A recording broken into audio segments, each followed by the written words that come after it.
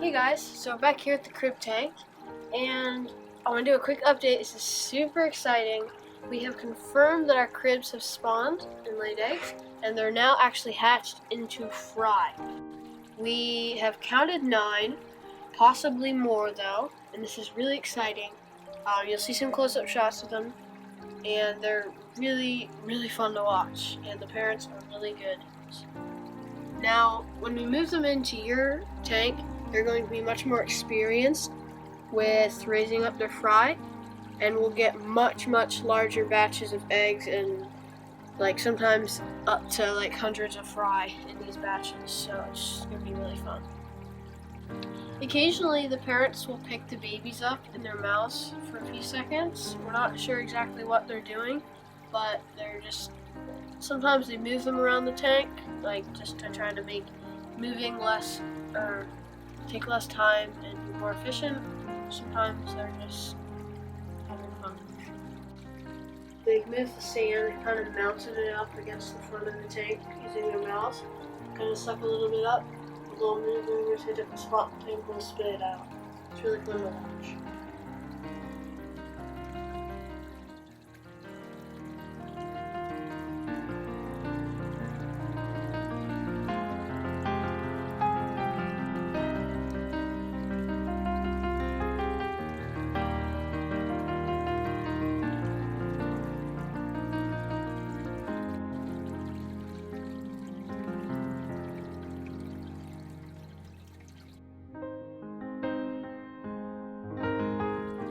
In this fish tank, we have a beautiful artistic side to it with the really nice Texas holy rock and the nice additives of the shells and everything, but those are actually kind of raising the pH, which kind of makes art and the scientific point of this becoming conflict. And so it's one of those things in aquariums where you have to decide, do you want to look nice but not be the greatest place for your fish, or do you want it to be the greatest place for your fish but not quite appealing? So that's what we're working with, and the reason this pH is not ideal for our fish is because when we add the Kribensis, they actually kind of prefer around a neutral pH, about 7.0.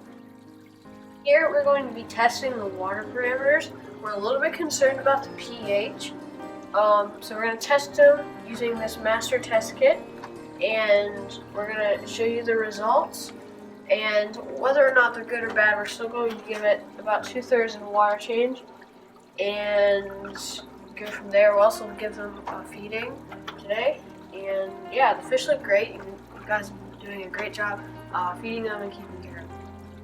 So here's our test results. From left to right, we have first pH, which is pretty good from what you can see, but when you get to the high range pH, which is the second one from the left, you start to see readings like 8.2 and 8.3, which is really high for the fish that we're going to be keeping in there. So we're going to be taking some steps to lower that. The ammonia looks pretty good, not much there. The nitrate is excellent, there's nothing, and the nitrate is good for fish, about 5 to 10 parts per million, which is healthy for fish and plants. And keep in mind, this is before our water change. It's about finished with our 66% water change, or 2/3 water change, whatever you want to call it. And fish are looking fine, they're not really stressed out. And we're going to pull this out here, stop doing the drain. And we filled about 2 1/4 buckets up. And then what we're going to do is add our water deconditioner.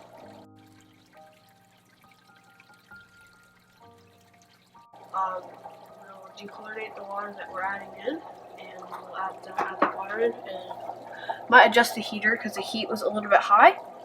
But other than that, the tank looks great. You guys have been observing it well, and I'm glad you guys are enjoying it. Out of the 5 Platys, we're 100% sure that we have 1 male and 4 females, and the male has definitely been trying to spawn with the other females, so it's possible, very possible, that before we get the Kribensis in here, that the Platys may have spawned and have had babies, which will be really cool for you guys to see.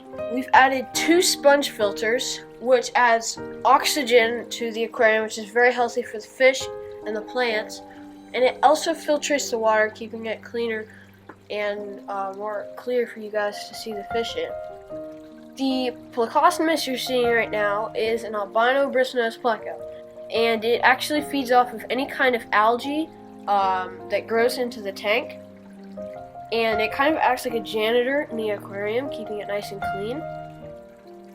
And like I said, it's albino long-fin bristlenose pleco, which are actually not very easy to find, but they're really beautiful to watch and very long and flowy fins.